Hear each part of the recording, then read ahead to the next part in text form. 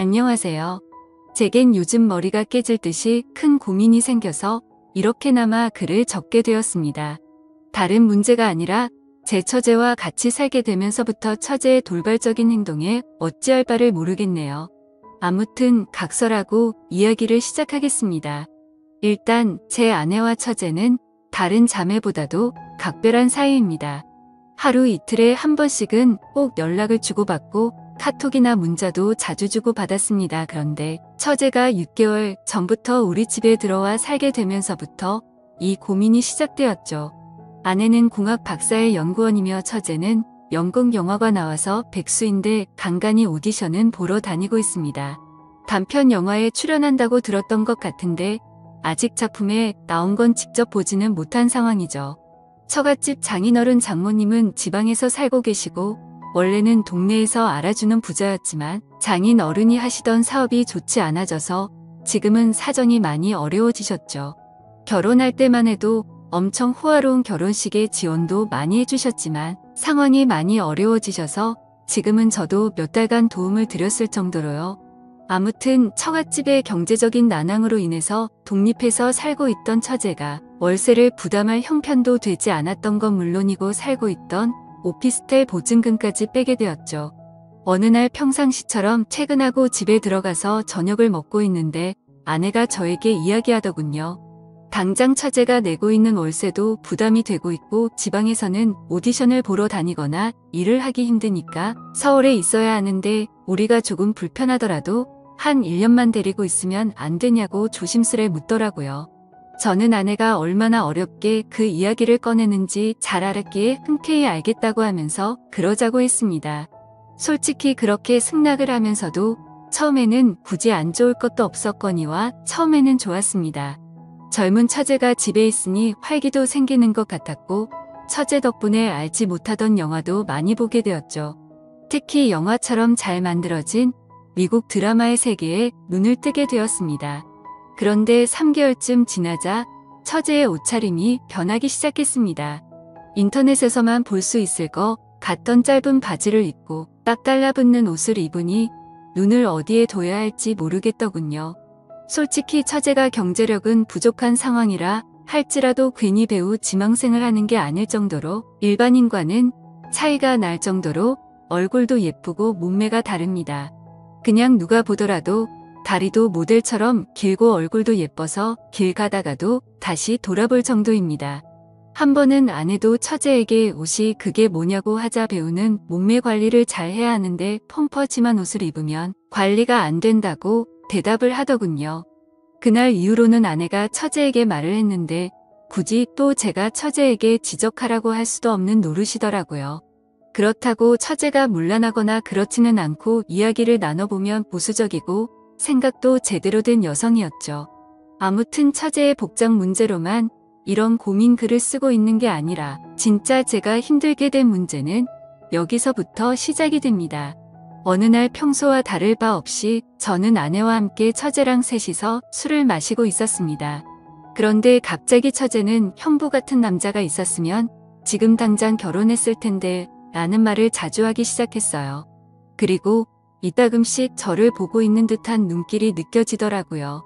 심지어 아무리 가족이라고 할지라도 자연스럽게 팔짱을 끼거나 하는 일도 잦았는데 그럴 때마다 깜짝깜짝 놀랬고 솔직히 그때만 해도 설마 처제가 다른 생각이 있는 건가 생각을 했었습니다.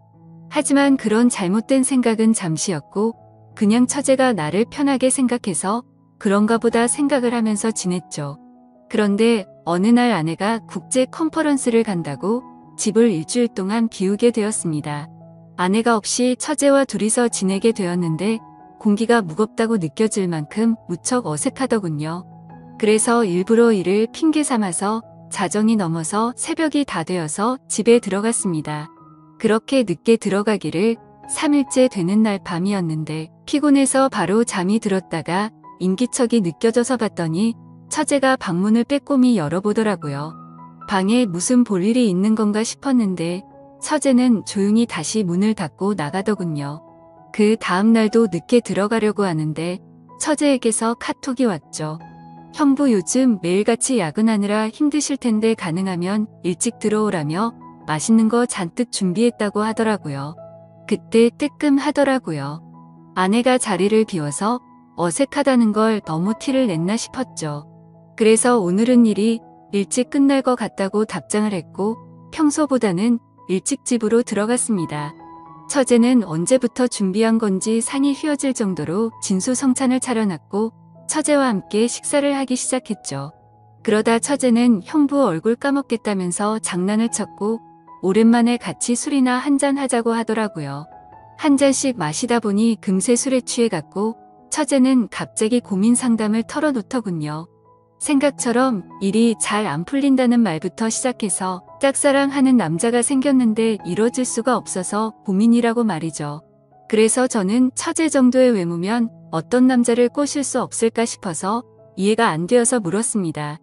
무슨 남자를 좋아하길래 처제가 그렇게 고민을 하고 있냐고 하면서 그냥 고백하면 거절할 남자가 없을 것 같은데 라면서 웃으면서 말했습니다. 그러자 형부도 제가 고백하면 받아주려고요? 이런 말을 하더라고요. 솔직히 서로가 술에 좀 많이 취한 상태라서 잘못 들은 줄 알았고 농담을 하는 줄 알아서 대답했습니다. 그럼 내가 총각 때 처제 같은 사람이랑 술을 마시면 너무 긴장해서 손이 덜덜 떨릴걸? 하면서 웃었죠. 처제도 그 말에 기분이 좋은지 형부는 말을 왜 이렇게 웃기게 하냐면서 박장대소를 하더라고요. 아무튼 그렇게 술을 마시다가 처제는 새로운 영화 추천을 해준다면서 영화를 켰고 처제와 함께 맥주를 마시면서 영화를 보다가 저도 모르게 잠이 들었습니다. 그런데 뭔가 손을 잡는 기분이 들어서 살짝 눈을 떠보니 처제가 제 손을 잡고 있더라고요.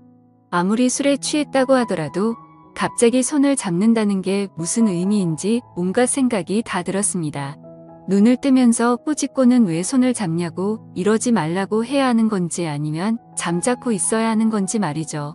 그렇게 갈등을 하고 있는데 처제가 조용히 일어나더니 살금살금 방으로 들어가더군요. 10초 정도 되는 그 시간이 10시간처럼 느껴졌었죠. 다음날 저는 아무것도 모르는 척하고 처제에게 인사를 건네고 출근을 했습니다. 그리고 나서 아내가 한국에 돌아올 때까지 매일같이 새벽 1시쯤 들어가서 6시가 되기 전에 집에서 나갔죠.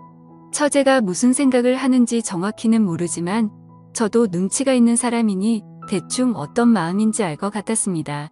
솔직히 마음이 심란하면서도 그러면 안 되지만 기분이 좋기도 하고 마음이 너무 왔다 갔다 하더라고요. 그래서 아내가 집으로 돌아오고 나서도 저는 처제가 어색해서 계속 새벽 늦게 집으로 들어갔습니다.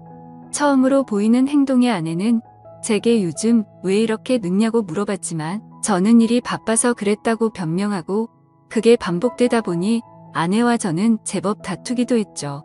그렇다고 있는 사실 그대로를 말할 수도 없는 노릇이었습니다.